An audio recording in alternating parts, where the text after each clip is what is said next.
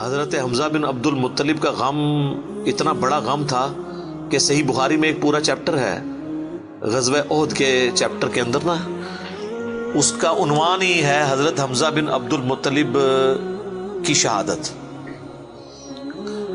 اور اس میں وہ لمبی حدیث ہے واشی کے بارے میں۔ دو تابعین جو ہے وہ واشی کو ملنے کے لیے جاتے ہیں، وہ شام میں شفٹ ہو چکے ہوتے ہیں، اور ان سے جا کے حضرت حمزہ کا قتل کے بارے میں پوچھتے ہیں۔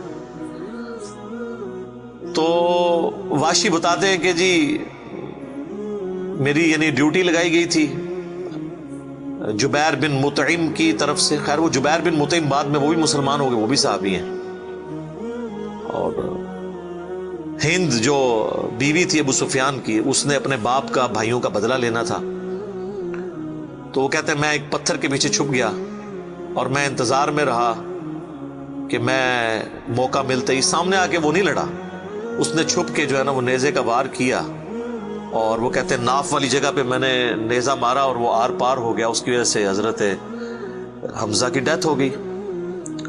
اور پھر کہتے ہیں میں جب مسلمانوں کو اللہ نے غلبہ دیا تو میں مکہ بھی چھوڑ کے یعنی فتح مکہ کے بعد طائف چلا گیا، طائف میں میں نے سکونت اختیار کر لی، تو بالآخر طائف میں بھی اسلام پہنچ گیا، وہاں کے قبائل نے بھی اسلام قبول کر لیا، چاروں ناچار میرے پاس کوئی حل نہیں تھا، تو مجھے میرے ساتھیوں نے کہا کہ رسول اللہ معاف کرنے والے ہیں، تم حضور کے سامنے پیش ہو، اللہ تعالیٰ تمہاری غلطی معاف کر دے گا، تو میں بھی ان لوگوں کے ساتھ چلا گیا۔ اب وہ نبی الاسلام کے سامنے پیش ہوئے، صحیح بخاری کے الفاظ ہیں کہ نبی الاسلام نے پوچھا واشی کہ یا رسول اللہ واشی ہوں، قاتل حمزہ کہ یا رسول اللہ۔ آپ امیجن کریں، آپ فرمایا کہ واشی تیرا جو یہ عذر ہے میں اس اعتبار سے اسلام قبول کرتا ہوں، لیکن کیا تم یہ کر سکتے ہو کہ مجھے اپنی شکل دوبارہ نہیں دکھانی؟ اچھا یہ حضور کا ہی حوصلہ تھا، ادروائز تو اس کا گاٹا اترنا چاہیے تھا، ٹھیک ہے، کیونکہ اب جب کہ غلبہ اسلام کا ہو گیا اس کے بعد اسلام قبول کرنا، لیکن حضور کی شفقت تھی۔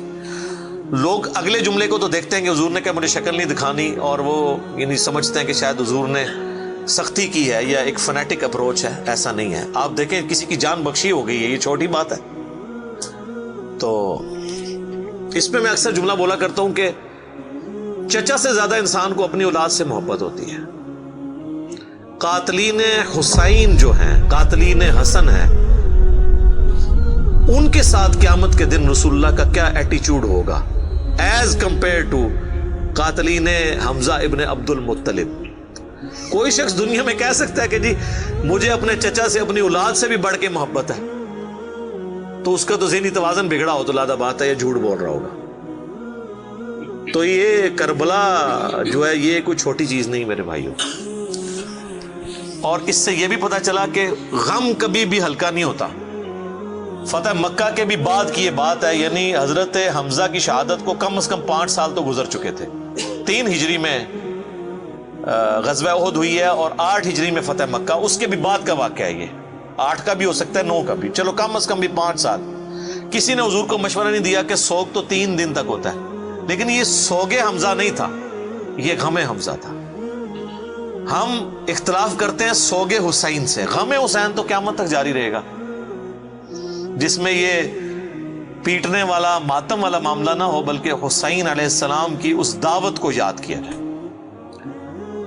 خیر حضرت واشی کہتے ہیں، ظاہر ہم تو ان کا احترام سے نام لیں گے، صحابی تو ہیں، وہ کہتے ہیں کہ مجھے پوری زندگی اس بات کا غم تھا اور میں اللہ سے دعا کرتا تھا کہ اللہ مجھ سے نہ کوئی بڑا کام کروانا ہے۔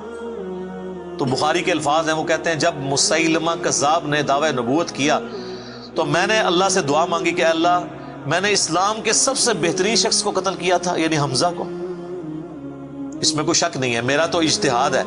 اگر حضور کی وفات کے وقت حضرت حمزہ زندہ ہوتے نا تو پہلا خلیفہ حضرت حمزہ نے بننا تھا، کیونکہ خلفائے راشدین جب موجود تھے، جب تک خلیفہ راشد نہیں وہ بنے تھے ابو بکر عمر عثمان و علی، ان کی موجودگی میں بھی حضور نے اپنا آرمی چیف حضرت حمزہ کو بنایا ہوا تھا۔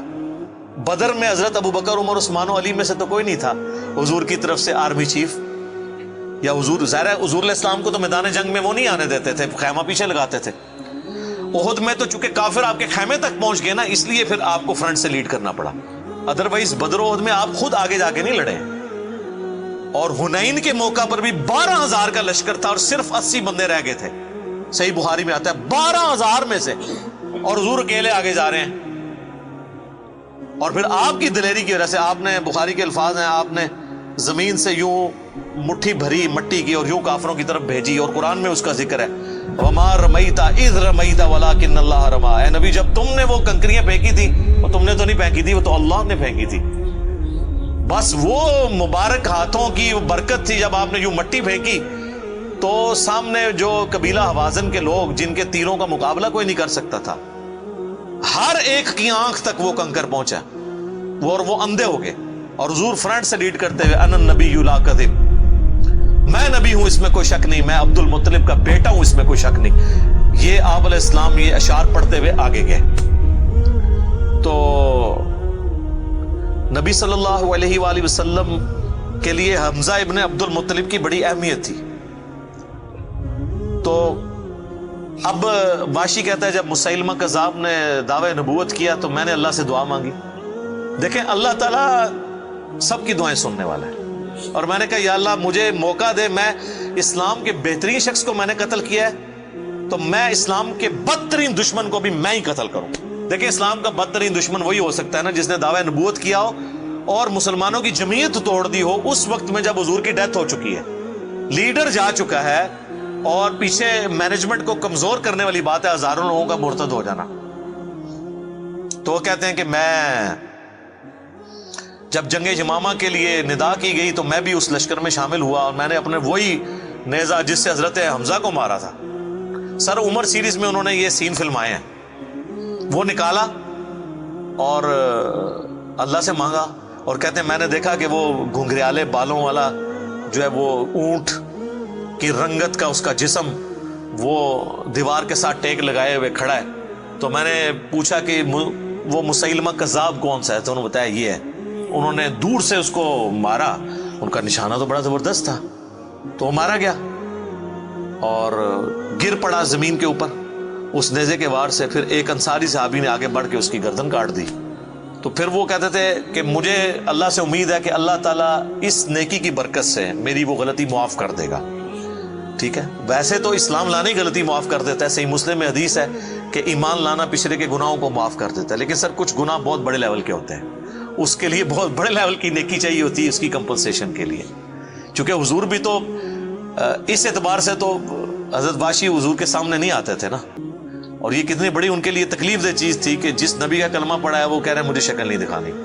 آپ اس تکلیف کو سوچ سکتے ہیں. ہاں اب میں یہ سمجھتا ہوں، اللہ سے امید کرتا ہوں کہ قیامت والے دن حضرت واشی حضور کے سامنے اس اعتبار سے پیش ہو سکتے ہیں کہ مجھ سے یہ غلطی ہوئی تو یا رسول اللہ دیکھیں آپ کے سب سے بڑے دشمن کو بھی میں نہیں قتل کیا. تو یہ بہت بڑی سعادت ان کو ملی. رضی اللہ عنہم اجمعین وعلیہم السلام. صلاۃ بر محمد و آل محمد. اللہم صلی علی محمد و علی آل محمد و اصحابہ اجمعین الی یوم الدین.